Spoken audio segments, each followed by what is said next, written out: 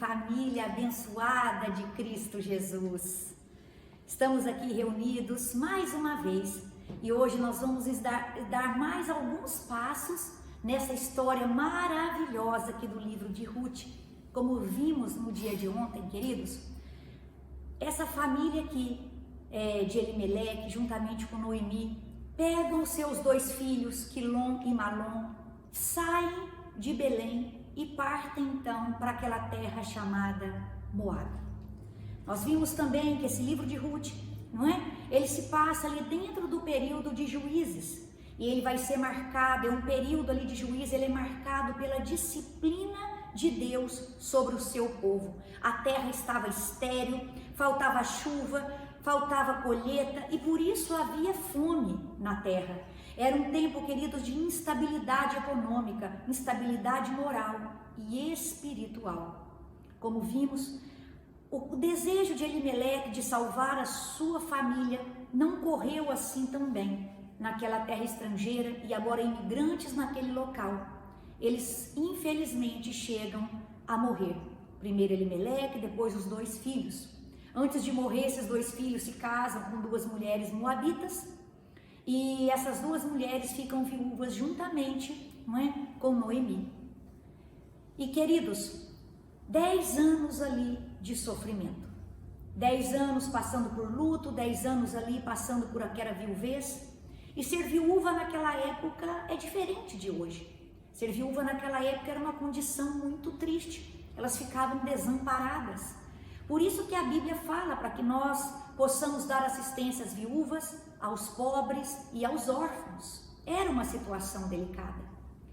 Então, queridos, aquelas mulheres estavam ali, passaram por todo esse cenário de sofrimento, mas finalmente chega uma boa notícia. Já não havia mais fome em Belém. A fome em Belém havia cessado. Noemi, ao receber essa notícia, decide voltar então para Belém. Toma suas duas noras e parte de volta para sua terra. Mas no caminho, ela se lembra de que não tem nada para oferecer para aquelas duas meninas, para aquelas duas noras. E então ela pede para que aquelas noras ficassem ali, voltassem para suas famílias e seguissem as suas vidas. Porém, aquelas noras gostavam muito dela, como eu já expliquei ontem, e insistiram para prosseguir com ela. Mas Noemi acaba convencendo Orfa que fica e volta para os seus parentes. Mas Ruth a acompanha em toda a viagem. E é aí, queridos, que nós paramos no capítulo de ontem. Elas chegando então finalmente na terra de onde Elimeleque e sua família havia partido. E quando as pessoas da cidade sabem que Noemi está chegando, há um grande alvoroço, diz aqui o final do capítulo 1. E elas começam a dizer, não é Noemi, não é Noemi. E aí Noemi, queridos, solta, né, toda aquela amargura que estava no seu coração. Porque a boca fala do que está cheio, o coração, não é? E ela fala, não me chame Noemi, me chame Mara. Porque eu não sou mais agraciada, porque o nome de Noemi era amável, era agraciada, era agradável. Mas ela fala, não me chame mais desse nome, porque eu não sou mais isso. O Senhor pesou a mão dele contra mim, de mão cheia eu parti, de mão vazia eu voltei. Agora meu nome é Mara, eu estou amarga. Queridos, como eu expliquei ontem, não vou voltar a explicar hoje, apesar do coração de Noemi estar pesado, estar amargo, ela nunca abandonou o seu Deus. E nós vamos ver que Deus estava ainda reservando um futuro glorioso para ela e para aquela família que viria.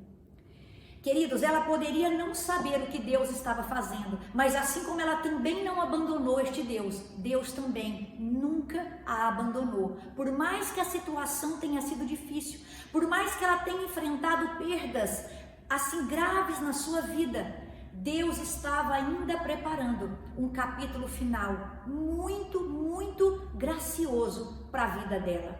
Então, chegando ali naquela terra, queridos, Deus ainda vai surpreendê-la nos próximos capítulos dessa história. Eu queria que você lesse comigo o verso 22. Diz assim, verso 22 do capítulo 1. Ainda estamos no capítulo 1.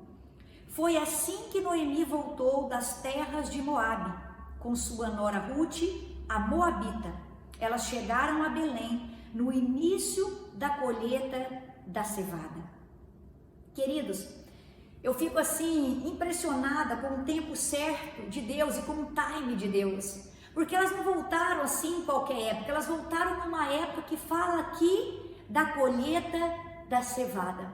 Isso tem um entendimento muito forte. Por quê? Porque naquela época havia uma lei, porque Deus, queridos, é um Deus de cuidado.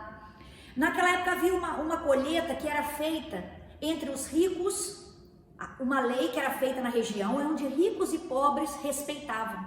Os ricos demonstravam a sua generosidade e através dessa generosidade os pobres eram supridos. Foi uma lei, queridos, que Deus trouxe para cuidar daqueles menos favorecidos. Deus não desampara os seus, em situação alguma.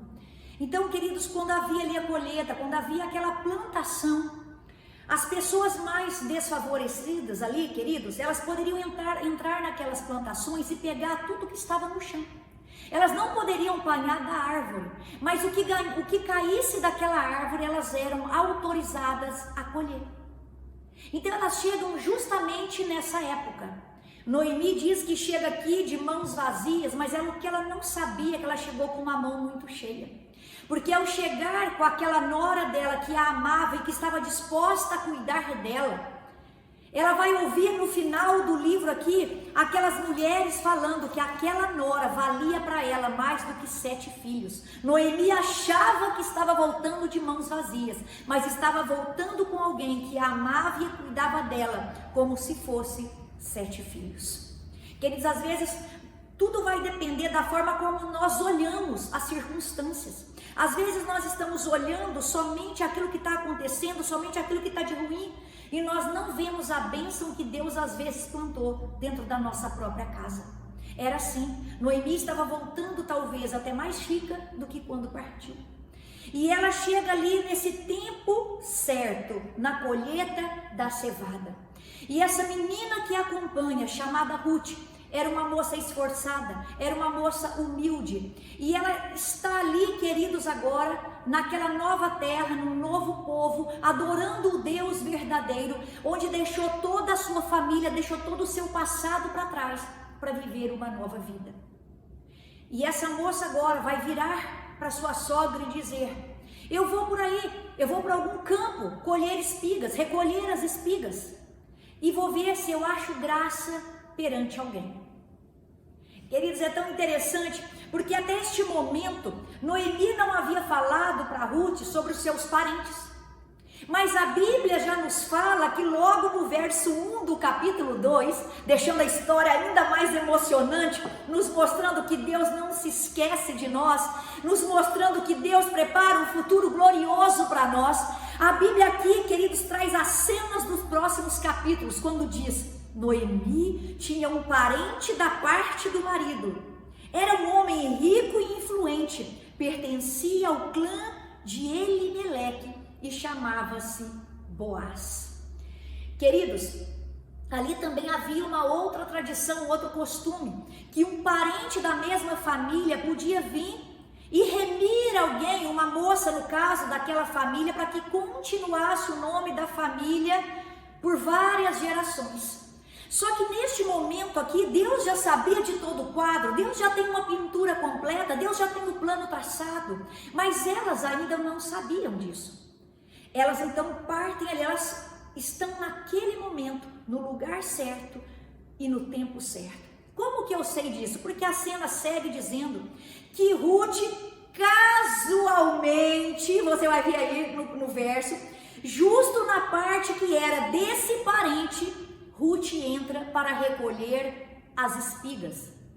E queridos, no verso seguinte diz que justamente nesse instante, Boaz chega, que era o parente do clã de Elimeleque. Estava ali o lugar certo, a hora certa, e as pessoas se conectaram naquele momento certo de Deus. E ali Ruth começa a trabalhar humildemente, catando as espigas, recolhendo as espigas, junto com todos os outros menos afortunados que se reuniam ali para colher essas espigas. E aí, queridos, o diálogo continua e nós vamos ver que desenrola agora aqui qualidades desse homem Boaz e também dessa mulher chamada Ruth. E esse capítulo 2, então, vai focar no que eu chamo para você de testemunho. O testemunho desse homem e o testemunho dessa mulher. O testemunho desse homem, querido, já começa a ver pela forma como que ele trata os seus servos. Ele chega para esse servo e diz assim: o Senhor esteja com vocês. Vemos que é um homem temente a Deus e que falava desse Deus e dava um testemunho perante essas pessoas deste Deus. Porque sabe como que esses funcionários respondem para ele? Olha, o Senhor te abençoe. Queridos, nós conhecemos o caráter de uma pessoa pela forma como ela se relaciona com aqueles que são subordinados a eles.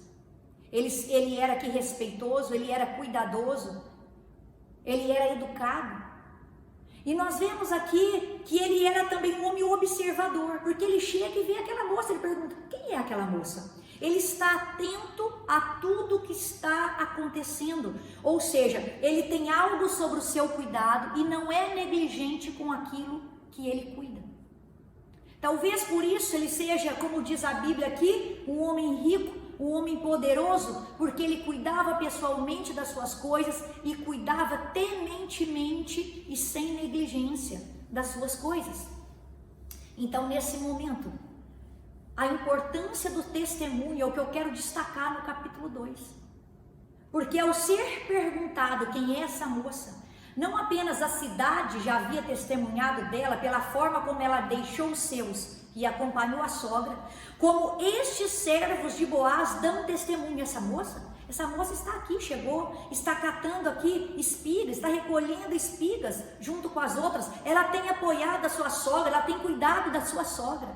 E o testemunho, então, queridos, abre uma grande porta para que esse homem, que seria o seu futuro esposo, se aproximasse dela em cordialidade, em generosidade, e desse a ela muito mais do que ela pediu. O capítulo 2, queridos, é um capítulo de generosidade, de provisão de Deus, de tempo certo de Deus, de hora certa de Deus, de testemunho.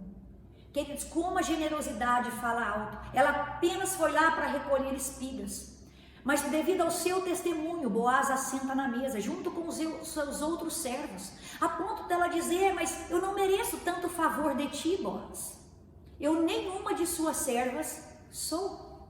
Mas ele deixa que ela coma da sua mesa junto com todos os outros. E mais, esse homem, ele ainda vai se preocupar com ela, com a proteção dela. Ele vai virar para aqueles servos e vai dizer: cuidem, não molestem a moça, deixe que ela recolha da onde ela quiser, inclusive dos feixes.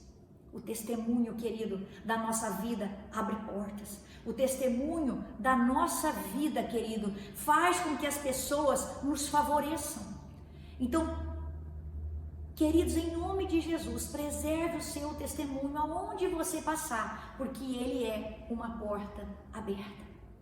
E, queridos, na mesma moeda que Ruth recebe a generosidade, ela agora também vai devolver em generosidade.